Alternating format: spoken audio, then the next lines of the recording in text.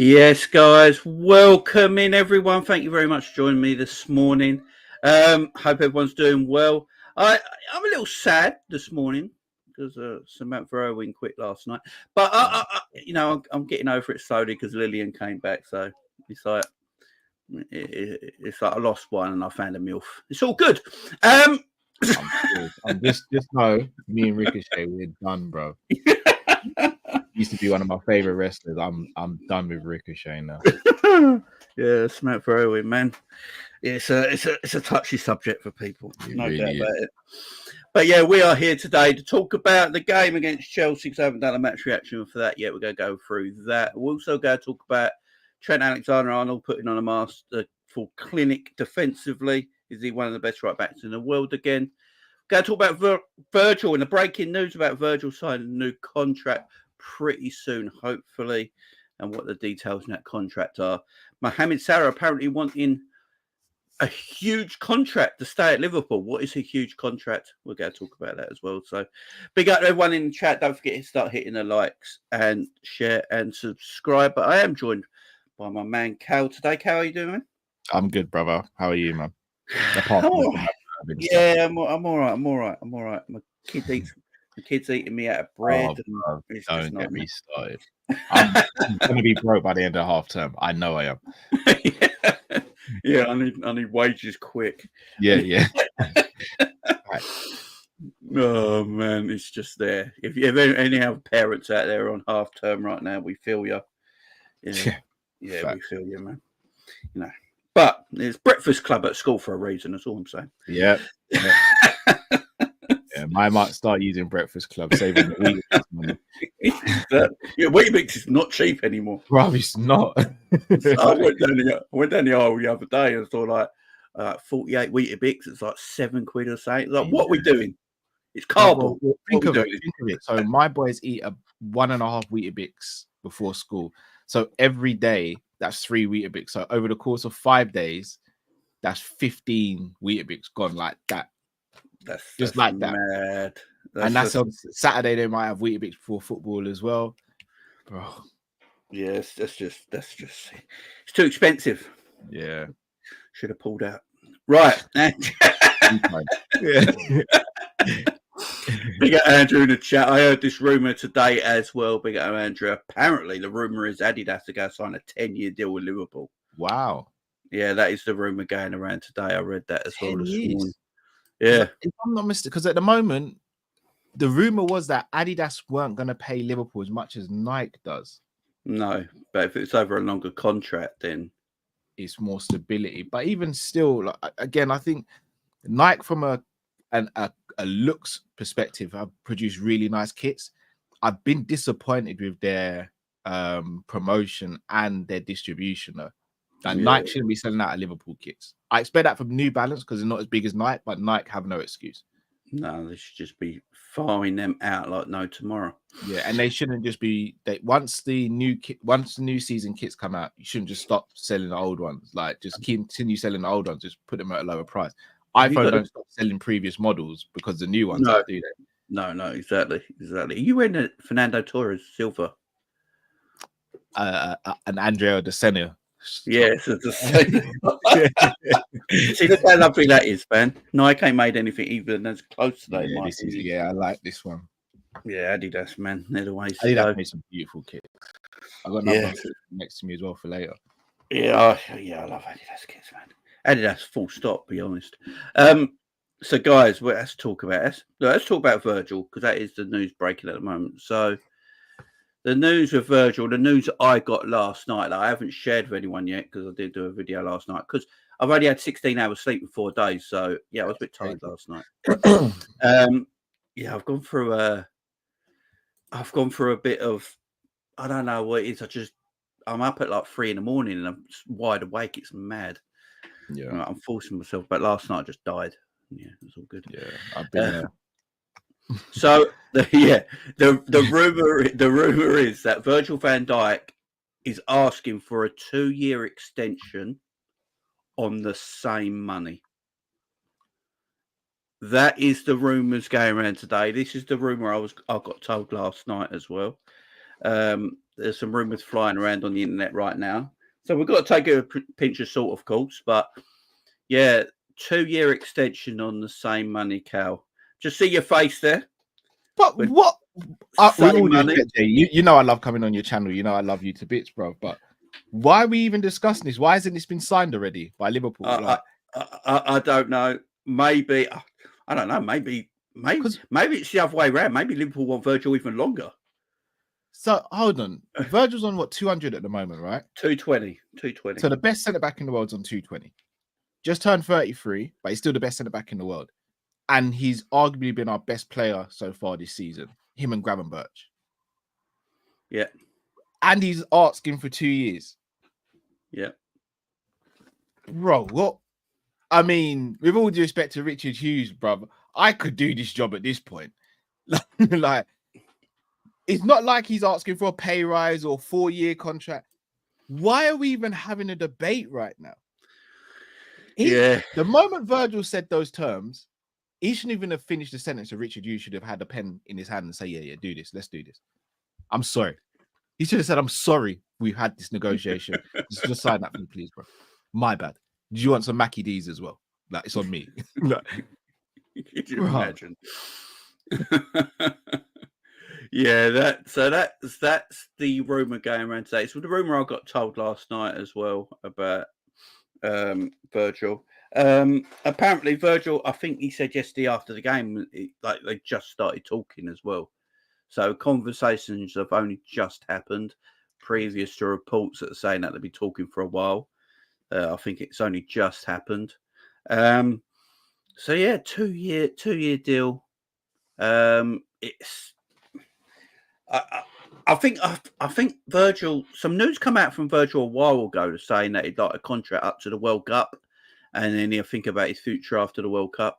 I think the World Cup is like 2.5 years away, isn't it? So maybe the 2 years and what he's got left on his contract, which is what 8 months, takes him to the World Cup. If he's happy with that and he's happy with the same money, if this is all true, Cal, if all the rumours are true, and there's quite a lot of the same rumour going around at the moment, that the same money and the length, surely this gets done pretty quick, if it's all true. Must do. Oh, don't know if Cal... Yeah.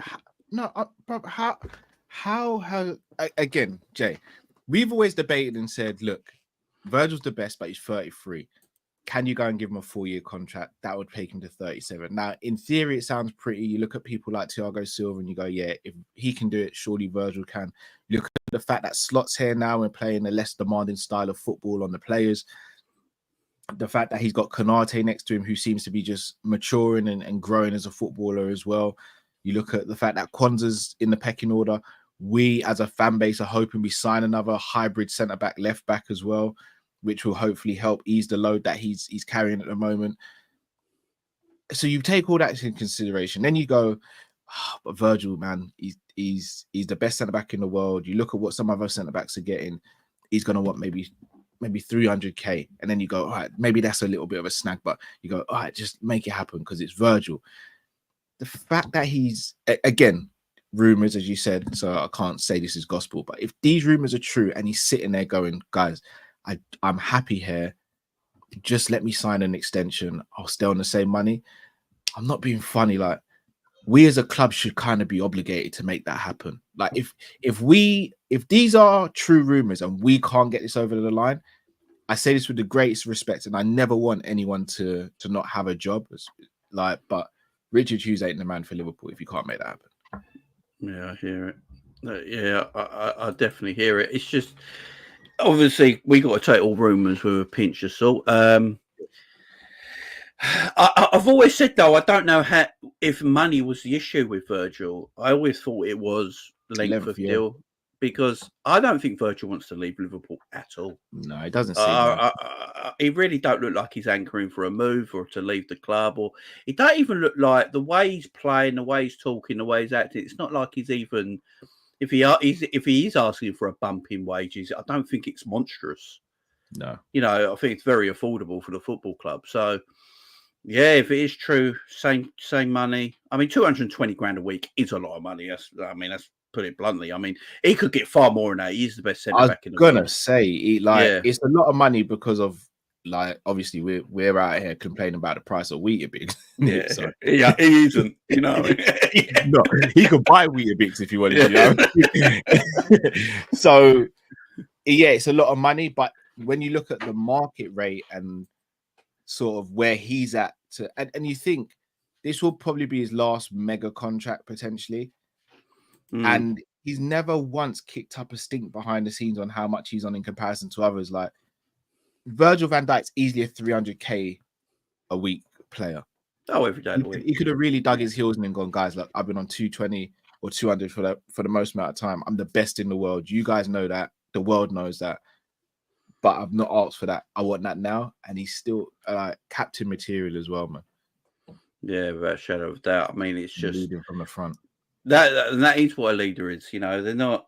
He's doing he feels comfortable financially in his life as well, and he just wants years added onto his contract to keep going at the football club. So, yeah, man, so it shows true leadership, and it's something. I think when he got made captain, I was a bit skeptical about him being captain because I didn't know how much of a leader he actually was. But I'm glad to be proved wrong, man. He's a colossus of a leader, and look, if I'm Liverpool, I'm Richard Hughes, and he's just going, you know what? I just want to save money. Just give me years of contract. This contract be done by lunch. I'm biting his hand off because I've got the best defender in the world that doesn't want more money. And let's face it, if he left Liverpool tomorrow, he could get 300 grand a week, 400 grand a week wherever he went. So you should be biting their hand off as the football club. So, but as I said, guys, it's all rumours for now. We can't, unless actual fact comes out, like even if he wants a bump to 250, 260, 270. Just do it. It's not. Just do it. It's the fact that this rumor's come out last night and this morning. I just wonder, like Cal said, why is it not done? Because it seems so. This seems so obvious and easy to do. It's easy. And again, selfishly, it leaves more money to scramble around for Mo and Trent. Yeah, and this is that's what we're going to get to as well. Oh, sorry. VVD, that's all right. VVD is easily a 400 grand player. If you look at the wages paid at Madrid and Bayern, he's the best defender in the world. He showed it again the other day. He's just he's an absolute colossus. And there's defenders in the Premier League that are on more of him at nowhere near his level. Exactly. And if he wants to stay on that same wage, that is a humble man. I'll be honest, Jay. Even if he turned around and said, "Look, I only want to stay on this amount," as Liverpool Football Club, I know they're a business and all that, but sometimes, look, human emotion, etc., has to supersede the business sometimes. Really and truly, they could actually turn around and say, "Look, we appreciate you want to stay on that, but we're still going to give you a bumper just as a thank you because you've been so good." You know what I mean? Yeah. I don't know, man. Yeah, maybe this is why I might never be rich in it. Yeah, even a 50 grand bump only takes him to 270. 270, bro. I would do it just as a thank you, just as a we appreciate you type of gesture. Yeah, exactly. He does, or a very good Christmas hamper. Whatever he wants, man. Whatever he wants. Borrow a Diddy party or something like that. Whatever he wants, man.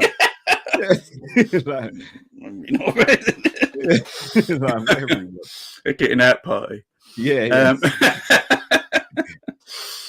Look, the Virgil stuff is great to hear. I've always said, I think you said as well, Kel, that he'd probably be the first to sign. I think in some ways he's the easiest to sign up as well. Yeah.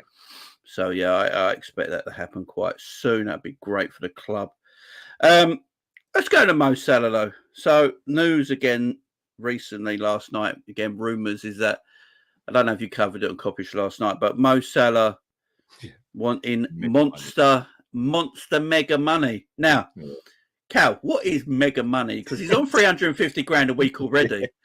So apparently he wants mega money. He doesn't want to leave Liverpool because he wants to break all the records. I think Salah's trying to beat Ian Rush's record and stay as long as he possibly can at Liverpool. Yeah. I think that's what he wants. But what's mega money? Because if you ask me, mega money he's already on. what's he looking for here? What it's the article that said this, I don't know, clickbaiting it a little bit with the mega money sort of thing, because I don't, it doesn't sound something like Salah's agent would come out and say. Yeah, they seem humble. Yeah, 350 grand a week for me is mega money. How much to keep Mo?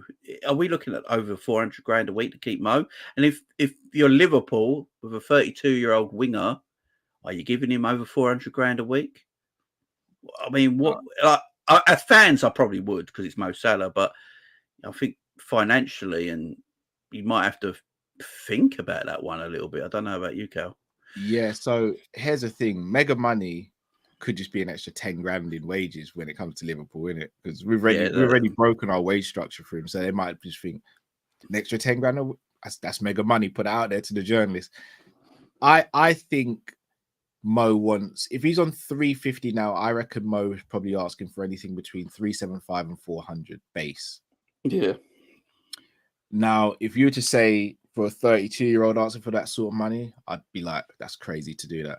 But sometimes you have unicorns, right? And Salah for me is a unicorn. Again, 2GA at the weekend, in my opinion, was our best attacker at the weekend as well.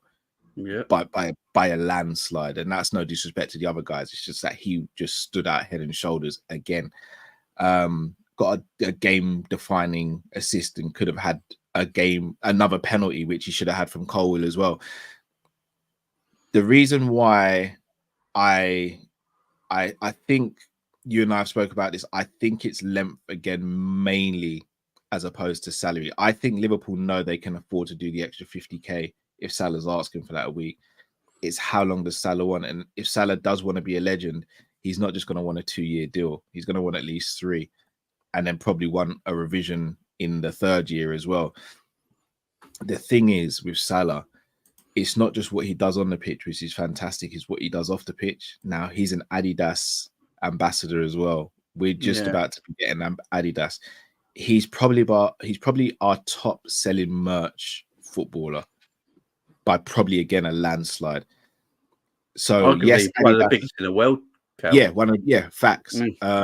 So Adidas may not have a bearing on what happens at Liverpool, but I guarantee someone's probably putting a word going, Salah staying, because that will greatly help with Liverpool. Look, if we're paying him an extra 50k a week, but he's bringing that in through revenue, then it kind of pays for itself.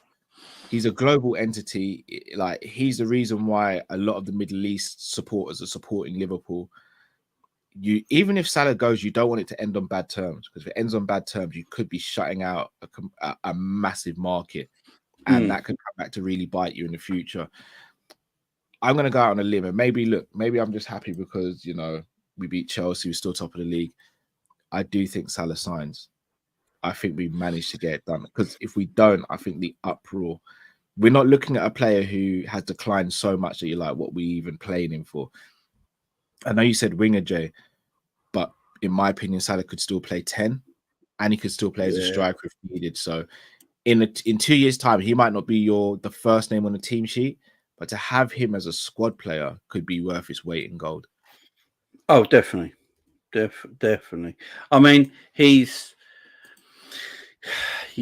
still the best right winger in world football to me. Yeah. I know you got the young Spanish guy at Barcelona, but at this moment in time, what Mo's done in his career is still number one. He's absolutely clutch in pretty much every game he plays in. And if you're talking about mega money, 400 grand a week, Liverpool aren't going from 200 to 400. They're going from 350 to 400. Yeah. So really, it's a £50,000 bump in his wage. Now, if the rumors were, as we spoke about earlier, are true, he wants to stay on the same amount of money. We'll get to Trent in a bit, depending what he wants. A 50 grand bump in Salah's wages to take him up to 400, I don't think it's a big deal, to be fair. Not just that, Jay. Who left in the summer? Yeah, and all the wages you freed up as well. All the wages, and we only brought K's. Which were my biggest earners. Yeah, they were both on, I think, 200 grand a week. So There's a lot of money freed up there. We only bought one player, really. I know Mohamed Salah was bought, but he doesn't come till next season. Yeah. So his contract at the club ain't started till next year. We're getting that Adidas deal by the look of it, which would be lucrative to the club. We're going to get more commercial revenue in the next tax thing because we're in the Champions League again. Yeah. So money next year will be higher than it is right now coming into the football club. The club made a profit this year as well through the summer. So the money's definitely there to give Salah that. And the same I would say with Virgil. If you can find me the correct player that will come in, but you can give them a little less in wage, but a longer contract, and they'll carry on the good work of the players leaving. I wouldn't mind you doing it. But for me, I can't find a Virgil replacement right now, unless you're buying someone like Bastoni. And I don't know if he wants to leave Italy full stop. No. You ain't going to find a right winger like Salah unless you go to Barcelona and spend all the money in the world on your Mel. So don't it make sense, Cal, for the football club just to sign these two guys up? And while you got them signed up, look for the next players that are young, bring them in, and then in 3 or 4 years' time, they take over. Exactly. Look, Jay, I made no secret of it in the summer why I was screaming for us to sign Elise, because I think if you have Elise, then you have a little bit of bargaining power with Salah. Yeah. If you have a Schlotterbeck, you have a little bit of bargaining power when it comes to Virgil. If you have a Kimmich, you have a little bit of bargaining power when it comes to Trent. We don't have any of those players. No. We've left the contracts to go down to a year, so you've taken away that bargaining power. You don't have any ready replacements in the squad, nor do you find them in world football at an affordable price. So that's the second bargaining chip taken away. Not to mention, we don't spend frivolously to just say, yeah, we can let all three go on a free. So that's another bargaining chip. Plus the fan base uproar, that's another bargaining chip. They put themselves in this position as a club, and I'm not putting this all on Edwards and Hughes because it can't be, because they've only been here since the summer. But as a club, we've put ourselves in this position. Jay, you just said Bastoni. Again, shamelessly, I thought we'd do something mad in the summer and sign him. Obviously, got proven wrong. Like, we're not signing Bastoni. He doesn't want to leave Italy in the same way Gerrard didn't want to leave Liverpool. No. Schlotterbeck is someone I think we could go and get, but Schlotterbeck as a Virgil replacement doesn't fill me with like the emphatic feeling. Yeah. Exactly. Schlotterbeck, someone who I'm saying comes in and plays next to Virgil left back and can cover for Virgil at centre back when he needs the rest. So either way, you're not getting someone who's replacing Virgil, not even getting someone who's close to his level yet. So the risk it would put on the whole team and the whole structure would be massive. So Salah is the same. Like, again, I'm a big fan of Kudus, but when you break down Kudus's numbers, it's not great. And then also he's picked up a few injuries along his career. Again, I think West Ham's team and their style of play isn't helping him at all. Plus the fact of him playing as a left winger is absolutely destroying him. But again, that's going to cost you, what, 80 mil probably to get a Kudus. So that's got to work. Elise's at Bayern Munich, so you're not getting him. Your Mal's at Barcelona. We ain't spending $1 billion on a 17 or 18-year-old, which is what it costs to get rid of, like, get Barcelona to sell. Bowen's not going to leave West Ham, and even if he does, how old's Bowen now? What, 29? Yeah. Who we out there getting? Like, Sula's gone to Juve last season. We have to keep Salah. Unless Kai Gordon is secretly the next big thing and Brock Lesnar of this team, then you've got to keep there's no one out there. I mean, I think you'd have to change the way we played if we let Mo go, because you'd have to, because a lot of wingers now are very. I don't know about you, Cal, but I've noticed of a lot of wingers we've gone back to dribbling wingers with not a lot of end product. Yeah. Wingers that keep possession in wide areas, and build up from there. That's what it's about, occupying fullbacks and centre backs and things, but they've not got a lot of end products, and that's what's out there at the moment, especially these young wingers. And that don't suit. I don't think that suits the way we play, even under Slot. So I just don't understand why you let Salah go. I don't think Mo wants to go. I literally don't. Same with Virgil. I think he wants to stay. Virgil or Mo. If they can keep Virgil the same money, and Salah only gets a 50 grand boost. Laughing. Do you know how mad that is? You're laughing. keep 2 world-class players and all you spent is 50 grand. Like, how can the fan base complain at that?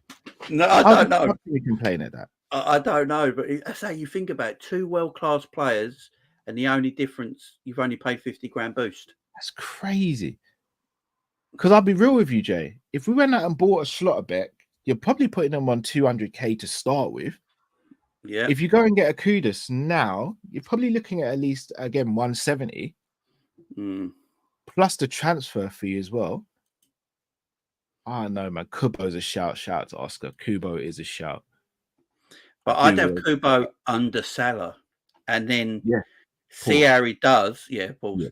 Yeah. And then see how he does. And if he's the right man, you've got your replacement in the club already. You ain't got to go and do anything. You can phase Salah out. Yeah, exactly. And it's a moment in time we can't phase Salah out, so he has to. That's why he plays. So yeah, new contract for him. Hopefully, fingers crossed. I think. Yeah, I'm starting to feel a bit more positive over things that things will get done. And obviously, we're going to talk about Trent now. Now, Trent, for me, you know, I know I was with you guys after doing the match reaction and player ratings, and I gave him an 8 out of 10. But I rewatched the game because sometimes I watch the game, I'm too emotionally involved. And then when I watch the game back, I'm like, shit, yeah, he was immense. Yeah. Right, he was immense. I think they played 3 wingers on Trent's side, and none of them did anything. And we're talking about good players here. We're not talking about bums. We're talking about good players. He didn't really get forward. He's only got 1 assist this season. He's a more defensive fullback than he has been in previous years. What's the magic ingredient here with Trent? Is Slot just... Right, I'm going to say this very carefully because I don't want to get hunted. Careful. Right? I don't want to get hunted. I might even turn my camera off so I'm not associated. I know where this is going, bro. I have always said for quite a while now, does Klopp coach Trent defensively? Right? I've always said this because... I think we've always seen it when Trent makes a mistake or is out of position, we score. Klopp never sort of berates Trent for mistakes. You know, we've seen Klopp berate people on the pitch before. You know, Fabinho went away for a few weeks, didn't get back in the team for a while. That was mentioned him in a press conference. Yeah. You know, we've seen Keita take off at halftime. We've seen Lovren get destroyed at Tottenham, taken off. Never really seen again. You know, we've seen all these things, but Trent, because Trent was so pivotal in the way we played on an attacking sense, Klopp was okay with him with what he was doing. And I was never okay with it. I always wanted my fullback to be a defender. I might be just old like that, but that's just who I am. Slot seems to be a little bit more defensive minded than Klopp was. And he's not asking Trent to do anything ridiculous. He just wants him to defend. Yeah. Do you think that's just the little differences you see with Trent? That he's always had it in him. That part of his game's always been there, but now he's got a coach telling him, you know what, you're a fullback. You go act like a fullback. We're going to pick up your defensive work because I trust you. I know you can do it, and this is what we're going to do, A, B, and C. What do you think, man? I think there's so many factors, Joe. I think you look at Trent's starting position now, which I think is down to tactics. I think you look at Trent's appetite for now defending. He came out recently in an interview and said that he really wants to be a good defender, and he sits down with Slot and they're very critical of his performances and look at what he could do better and what he does well. I think you look at the fact of the midfield now is better structured for defensive capabilities and for defensive work rate, and just the style of play. We're not relying on him to do 2 jobs. We're not relying on him to be a defensive right back as well as your creative spark in midfield, which is what he was having to do, especially last season when he was playing the inverted role. Now, granted, he still drifts into the inverted role sometimes, but there's a difference between drifting and playing there. Yeah. Like, it's picking and choosing your moments, and he's intelligent enough to know when to do that, when not to do it. And I think Trent's a confidence player as well. I think a lot of people don't pick up on this. I think Trent's very much a confidence player. He believes in his ability, but he still has to play with confidence to get the best out of him. You can And see I it on his think, face, can't you? You can see yeah, it on his face. Yeah. on his face, his body language, everything. And for me, I know he didn't register an assist. I know he wasn't playing the Hollywood long passes. I know he wasn't getting up and down the line like we're used to seeing. I know he wasn't like taking players on, drifting into midfield. I'll say it here, and I may be being overreactive. That for me is one of Trent's best performances in the last 4 years. Yeah. He went up against Sancho, who's in form, pocketed him. He went up against Neto, and if I'm mistaken, Neto got by him once with a nutmeg, and then Mo covered, which is what your wing is meant to do. And there was another time where Neto just sort of drove in field, but I think he was already past Trent or received the ball when Trent weren't near him. Apart from that, and again, you know how much I rate Neto. He pocketed 3 players, plus that was off the back of him apparently not even training. Yeah, he didn't train, yeah. So it goes to show what I've always said. It's not an ability thing with Trent when it comes to defending. It's an application. If he applies himself, then Jay, you know my thoughts on him playing in midfield. I've always wanted to see that. But if he applies himself like that in every game, whether he plays well or not, bro, I'm all up for him staying at right back. I'm good with it. And then he will become the best right back in the world. Because what's anyone going to say to him? Well, Trent can't defend. Okay, Trent's defending now. What are you going to say? He can't attack. Well, we all know the answer to that one. Do you know what I mean? So I think what Slot's doing. This is where I really rate Arne Slot. He's taking a world-class footballer, and he's told him, "I can make you even better." And Trent's listening to him. You know, world-class players. Like sometimes players get to an ability where I've won it all, I've done it all, playing this way. I don't really want to change my game. And Slot's coming and going, "Yeah, you're world-class, no doubt about it. You've won everything, but we're just going to change you up a little bit. And this is what we're going to do." And Trent's bought into it, Cal, and that's the thing. I think that shows everyone, maybe the manager and coach that Arne Slot is, that Trent's bought into it. You know, Trent, of course, I think Trent absolutely loves assisting and creativity. I think he absolutely adores it. Yeah, that's what he loves to do. But now he looks like he loves defending. It looks like he's in the weeds and he's defending. And I think that just shows the coach and manager we got in Arne Slot, Cal. Yeah, we are. I'm not going to lie, Jay. I didn't know much about Arne Slot. I wanted Alonso, even went as far as naming my daughter Alonso, not biologically, but I tried. My missus shut it down, obviously. And that was before I even knew. That was before I even knew Klopp was going, or we were linked to Alonso. And I would be lying if I didn't sit here and say to you, part of me still wishes we did get Alonso just for that emotional connection, etc. Yeah. But Arne Slot, from the moment Arne Slot's come to the club, apart from him continuing to play Szoboszlai in bad form, I can't think of anything he's done wrong. Even his press conferences, everyone said, "Look, we're not going to get someone who's as charismatic as Klopp," and I agree with it. We're not. But I tell you what, like, he's one of those. I said this yesterday on Coppish. He's one of those guys that you don't think's funny, but you go out for dinner with them, you sit down, and by the end of the meal, your belly's hurting with laughter. He just comes out with some witty one-liners. Like, I don't know if you saw what he said about Virgil the other day, but he played against Virgil. Yeah. Back in the day, and he was like, "Yeah, Virgil was quite lucky that day. He kept his clean sheet because I was only on the pitch for 10 minutes." Like, like even the yellow card situation at the weekend, he was like, "Yeah, I deserved the yellow card, maybe as much as we deserved the penalty." Like, yeah, he said it was as clear as the penalty, didn't he? Yeah, I'm like, bro, you mentioned it, bro. The Nottingham Forest, he's one of us. Like, he still speaks about Forest, bro. Like, bugs him, man. Bro, I love what he's doing so far. I just hope he continues to carry on with his endeavor and enthusiasm, and I hope we back him as a club. I hope the players stand by his side. He seems like he's way more cutthroat, in my opinion, but he's a cutthroat person who explains himself. Yeah, I think he's almost the perfect blend of what Klopp and Benitez was. Benitez was too ruthless. Klopp was too nice. Benitez lacked charisma. Klopp had charisma oozing out of him. Yeah, for me, he sits in between those two. And for me, those are the two best managers I've seen at Liverpool since I've been alive. Yeah. I hear that.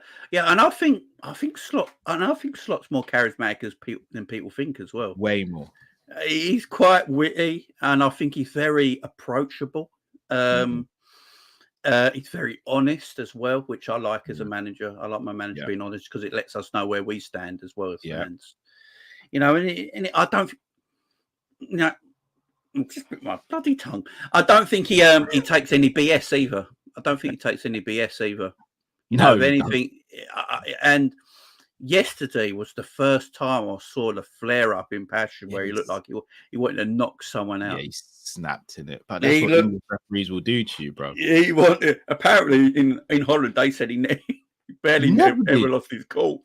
Did you see him storming on at full time? Yeah. The assistant holding back. Yeah, I can't remember his name. The assistant manager's name. I keep forgetting his name, but he went, "Nah, don't worry about it." And go over there, go. Slot's going to knock him out. I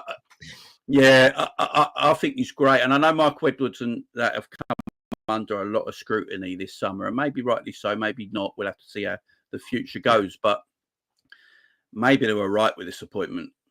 You know, sometimes, we don't know certain man, but maybe they were just right. Maybe they know what was best for the football club with this manager.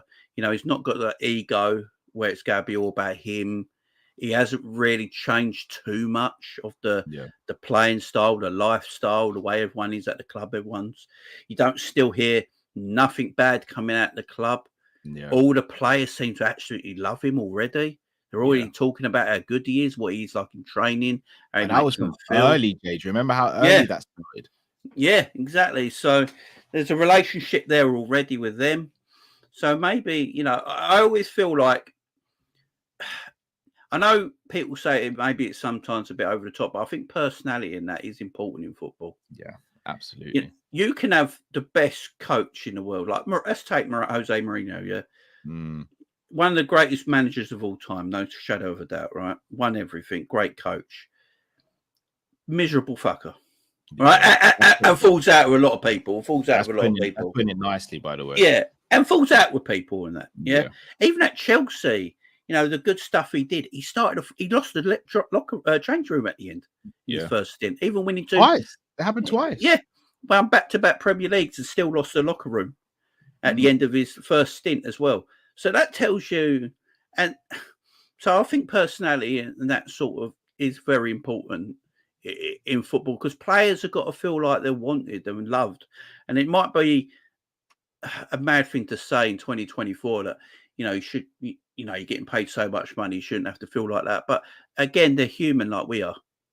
Yeah. And if they're not feeling wanted, even being paid ridiculous amounts of money, if you don't feel like you're wanted, it's quite depressing, isn't it, Cal? Yeah, and you don't have that. You don't feel valued. You don't really want to put in the effort like that. It's there's so many, and again, granted, people like Endo might be sitting there going, "Well, brother, how do you think I feel?" But on the whole, it seems as though everyone's backing him. And again, he's probably had conversations with Endo where he's gone, "Look, bro, respectfully, I don't think you're good enough. We're not going to sell you because we need the cover, and I'm not going to disrespect you as long as you turn up and do your work, and you'll get minutes where I see fit."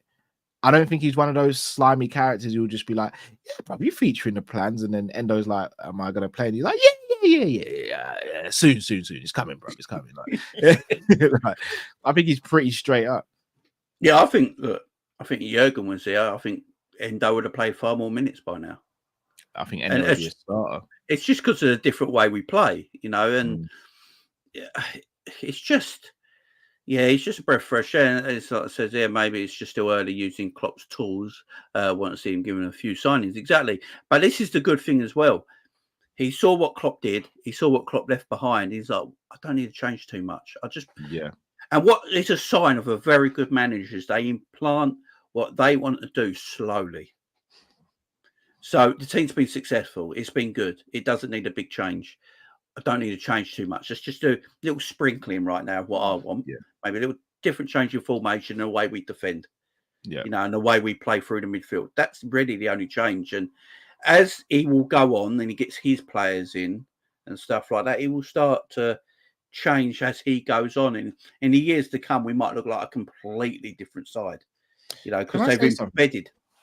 Go on, man. How's a manager come, and again, I know it's early and I'm still not even predicting Liverpool to win the league, but has a manager ever come from another country or another league, taken over a big team and utilized a previous manager's tools, and I want to be respectful when I say this, just as good, if not better than what that previous manager did? Because you look at when Conte came in, brought David Luiz, if I'm not mistaken, Kante, it was Kante. I think that he bought Kante, Marcus Alonso. I can't remember who else. I think someone else as well. You look at when Ten Hag's bought all of Ajax and everything, and he's still not got a style of play. Man City, when Pep went there, he kind of struggled in his first season, but even straight away brought in, what you brought in, Bravo, Nolito, a couple other players as well. Then you look at, I'm trying to think who else is there. Arsenal, Arteta still buying players and still doesn't seem to fully get it. Slot's bought one player, and that player has not even been available really. And you're right, he's not making big changes, but the subtle nuances have just really opened and expanded how we play. But we always were viewed as a team under Klopp that, apart from maybe 1 or 2 seasons where you play entertaining football against them, but you can get something out of them. We're not even viewed like that now. I don't know if you saw Carefree Lewis. He did like a breakdown on social media after the game, and you're just like, my respect for Liverpool has just gone up tenfold because they are so good defensively. Like, he's like, from an outsider looking in, it's so good how they are set up defensively. Yeah. So that says a lot. Yeah, it is. What he's done is fantastic, because he's told the players as well that have played for years under one of the greatest managers of the modern era, how to play. And he's come in and he's changed. He's trying to get his ideas over to them very quickly. Like, if you remember when Conte came into Chelsea, they were losing games at the start because he changed, because he kept things the same with Chelsea, but was losing things, then changed the way he wanted to play, and they went and won the league. Slot's come in and won. He's lost one. He's won 10 out of 11. Yeah. The last time he was on these amount of points after 8 games, Liverpool won the league. Oh, don't do this to me, man. Have you not seen that stat? I know I have. Like, you saying that out loud, man, which gives you that. Gives you that tingle in my belly, and all I've heard is you've not played anyone yet. Chelsea's not there now, because we've beaten Chelsea. It's now Chelsea weren't the marker. Yeah, Chelsea on the top team. You've got to beat City. You got to beat either City or Arsenal. Right, it's Arsenal. Do you notice it's only Arsenal fans saying this? But here's the killer already. Arsenal, you know, Arsenal fans are saying, "Oh, if he beats us, we ain't got no Saka, we ain't got no Odegaard." Like, make up your mind. What is it? The squad. I thought you had a squad. Yeah. What is it? Because when we had injuries, we got just told to shut up and deal with it. Yeah, exactly. I just, it's mad to me. I don't understand the hate. And I don't get why everyone's treating Arsenal like they're Real Madrid, like they're barometer. That's the thing I don't get. Look, I think they're an extremely good side, and it'd be a tough game on Sunday, no doubt about it. But it's one I'm confident about at this moment in time. And everyone's got to play with one. City struggled against Fulham and struggled against Wolves, and it was last-minute winners. Yeah, struggled against Arsenal as well. They got minute, like. And Liverpool, I'll be honest, really struggling. If this was us, just what is it? Last-minute winner against Fulham, last-minute winner against Wolves, and a late equaliser against Arsenal. I'm gonna be real. If that's Liverpool, we're sitting there going, "This isn't sustainable." Yeah, exactly. And we're beating them teams easier.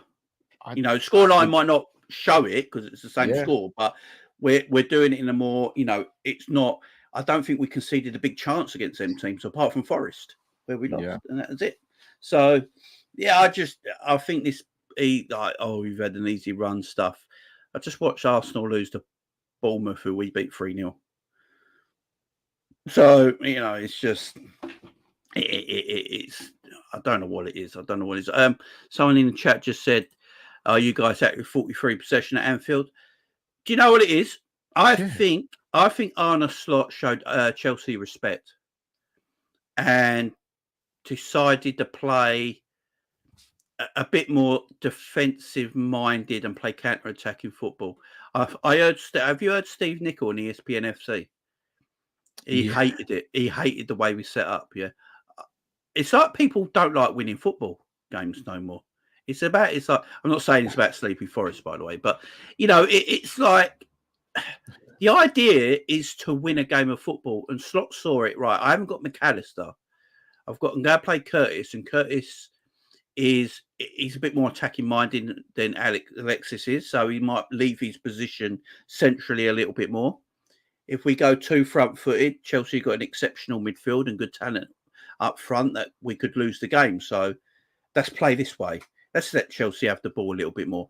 I don't think he wanted Chelsea to have that much ball. I think Chelsea just played well. We got to give Chelsea their flowers there. They played well, but I do think it was a plan because every time the defenders had the ball, we just played containing press. We didn't actually chase Chelsea when they had the ball. When the defenders had it, we didn't push up on them and put them under pressure at any time. We just played that containing game where we're just playing counter attack. And I don't mind it, Cal. I don't mind having 70%. I've seen Liverpool have 70% of possession and lose. Exactly. Right. So here's the thing, bro. I think as a fan base, we can sit here and we can go through all the games so far this season, and barring the Forest game, if I'm not mistaken, we've dominated possession, we've dominated chances created, we've dominated the ball, we've dominated teams, and we've played an exciting enough style of football for you to go, yeah, this is good. We're coming up against a Chelsea team, as you said, without Alisson as well. Trent's not trained, apparently. No McAllister. Jota's gone off early because he was taken out of the game. But we win the game, and Stephen Nicol's speaking about, I don't want to see that at Anfield. So what do you want to see at Anfield? You want us to play an open, expansive game without our best players, potential, or players who are carrying slight knocks, and enjoy the game, and that's going to make you happy? I'm sorry, I'm here to win trophies. I'm here to win matches. We're not going to play like that against every team because not every team is Chelsea. We might play pragmatic against Arsenal and Man City. We played pragmatic against City in the season where we finished 5th under Klopp. We won that game, right? Can anyone tell me how much possession we had in that game? Probably hardly any because we were just playing counter-attacking football. No one can give me the number. What was the scoreline? Yeah, we won. That's all that matters. All right, then. I think with Slot as well, obviously, I don't think he wanted to give Chelsea that much possession. He probably wanted it like a 50-50 sort of game possession-wise, but and I also think he wanted, when we did have possession of the ball, just maybe use it a little bit better as well. But there was definitely a game plan because we weren't pressing, and you can tell when it's just a team at playing the other team or a team that's tactically set up because we didn't press Chelsea when they had the ball on their defensive half. So that must have been a tactical decision, which I'm happy about. But yeah, I think Slot probably wanted a bit more possession than 43%. But, he'd be happy with the 3 points, and that's all matters. And, we've got players he's getting players playing better. Liverpool, he's getting Trent to be a right-back defender now. Who would have thought? Mo Salah, he's basically defending as well at times now, coming back and helping Trent out, where I think last season Salah didn't do that enough for me and left Trent a bit isolated. Now he's coming back. I mean, I think Slot said it in his press conference, Trent's got a worry because I saw Salah winning the ball back at right full back. It's just hilarious. And that's the manager telling these world-class players to work hard and defend. That's a brand new manager, Cal, 4 months into the job, who's getting world-class players to work hard and defend. Facts. I think we've got a very, very good coach here. Big up to everyone in chat. Thank you for all being here. Thanks for hitting the like button and sharing and subscribing. I appreciate it. Sleepy Forest says, this is distinguished, Cal. Liverpool last season was the best home team in the league, 49 out of 57 points. Could still do that again, Sleepy Forest. No, absolutely, you're right. But I'd also say last season when we played Chelsea, they were a shadow of a team. And again, 43%, that means Chelsea had 57%.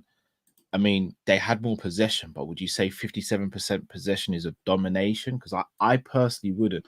If they had sort of 65% and above, then I'm going, yeah, that's a domination in terms of the ball. But 57% is a 7% swing. Is that really domination? And then you look at how we were winning games at Anfield last season. It was individual brilliance. It was die hard and die on the line and defending with your life. Whereas we're controlling games. Yeah. We didn't really look in danger of conceding against Chelsea after we went 2-1 up. Granted, we made some good blocks, but they weren't goal line blocks, or it was a block and then we dealt with it. So again, me personally, I'm a fan of this controlled style of play because I think it gives you more longevity and it just allows the players to recuperate better. And we're winning games. Yeah, exactly. I'm all for it. As long as we win games, I don't care if we have 10%, 40%, 50%. As long as we win games of football, and that's all that matters. Yeah. Some breaking news just coming out now. There was no sign of Bradley or Chiesa in training ahead of the trip to Leipzig today. Who was that, sorry, Jay? No Bradley, no Chiesa in training. Chiesa's still out. I'm not quite sure what's happened to Chiesa, but he's still out at this moment in time. I think it all goes down to the fact Chiesa didn't have pre-season as well, so they have to give him a bit of the benefit of the doubt. But nothing's really come out about Chiesa, so I'm a little worried, Jay. I'm not going to lie. Yeah, it's a weird one. I'm not quite sure what it is at the moment, but yeah, let's just wait and see. I think when you don't have pre-season, I think you always get injuries when you don't have pre-season. So it's more the radio silence. It feels a bit like the Melo situation at the moment. Yeah, let's give it we just didn't know what was going on. Whereas with Jota, we saw him have a 14-stone man fall on his ribs. Bradley, we know he was on international duty and picks up a slight knock. We have no inclination as to what's going on with Chiesa at the moment. Hopefully, we get some. Slot's doing a press conference today, I believe. So we'll find out hopefully a little bit more then, guys. But yeah, I watched the Chelsea game back before we go. I watched the Chelsea game back, and although Chelsea had more shots and possession at Liverpool at Anfield, I don't think Kelleher was ever worked. No, barely. I don't think Kelleher was ever worked. In fact, when we went on the attack, we looked more threatening every single time. Yeah. You know, I still don't understand, right? Because I didn't watch the game with commentary, because I recorded the game, went downstairs last night and watched it, Yeah. Gary Neville should never commentate Liverpool games again. Oh, is he that bad? He's biased because Liverpool are good at the moment and his club is bum. Has got to stop. You know when Salah got taken out by Carwell? Yeah. He said it was a dive. Oh, come on. He actually said Salah should be booked for diving. He's cheated there. When he absolutely got smashed in the back of the legs. Twice he got smashed. Yeah, twice. He said Salah's put his back leg in an unnatural position and got taken out because he's waiting for the contact. Okay, so this is where the hypocrisy is, because if Harry Kane does that, we're told it's smart play, smart forward play. But if you go back and look at it as well, Salah's ready. He's put his back leg there because he's about to shoot with his left. Yeah. That's why he's balancing himself. Can't put your legs together when you shoot. One's got to be behind. Like, again, there's always going to be bias because we're human beings. If I was commentating a Man United game, the bias would ooze out. But if you're in a paid position and to do that, you've got to be objective. Even if you make the mistake at the time, like I think at the time I said there was certain things that shouldn't have happened. And I watched it back and I'm like, yeah, that was wrong of me. As someone of that level, you're meant to come out and go, yeah, you know what? I mistakenly called that one. Salah didn't dive. He did get caught. I still don't think it was a penalty because maybe he exaggerated, but he definitely didn't dive. That was on me. But the arrogance to not even do stuff like that is just annoying. Big up, man. Lakers, he's Conor Bradley's out for a few weeks with an injury problem of his own, and he's expected to miss a few weeks of action. Okay, well we've got Joey G there who played really well when he came on. So that's a good shot. So I think we got cover there, so it's okay. As long as we got cover, injuries are going to happen. No one's going to be perfect. So as long as you got cover, it's okay. Never thought we were done after Klopp. I think that's the thing that's peeing him off. Yeah. I think that's the thing that's absolutely getting on his nerves at the moment, is that we ain't going away at this moment in time. And hopefully Chiesa's back for Arsenal game. Hopefully the injury ain't that bad. But guys, we're going to leave it there. Cal's got a Coppish to do.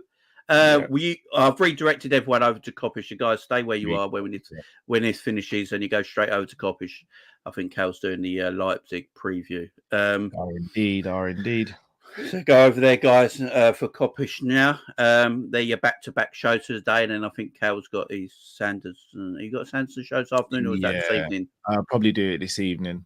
I'll see what your availability is like and Luke's is like, but be a late. Yeah, I'm around to see because I'm doing the watch along and Big Up later, so then I'll be around after that. So maybe have a 10:30 or 11 p.m. maybe. That's cool. Yeah, that's good for me. It's good for me. About Nick in the chat as well. Before we leave here, though, guys, if you haven't smashed the like button on this channel, subscribe to this channel as well. I'm gonna be honest with you guys. I do content, as you guys know, obviously. What Jay does on this channel, where he will do shows by himself for an hour plus, you guys may think it's easy to just talk to the camera for an hour or so. It's not. It's bloody hard. Jay's running his channel by himself. It's bloody hard. So please, guys, get behind Jay, pause, and smash that subscribe button and a like button. Give him his flowers, please. Appreciate it, guys. I do appreciate it. Thank you very much, guys. So we're going to send you over to Coppish there, guys. Go over there, and they're going to be breaking down the Leipzig game. Until later, guys. I'll be on my Big Up channel later, guys. So make sure you go to Big Up this evening. I'll be doing the Arsenal Shakhtar game. Should be an interesting one. Doing a bit of scouting for the club. I'll send my reports in after the game. So make sure you get over there as well. So big up to everyone. Thank you very much for joining us this morning. See you again soon. Bye bye. Big up.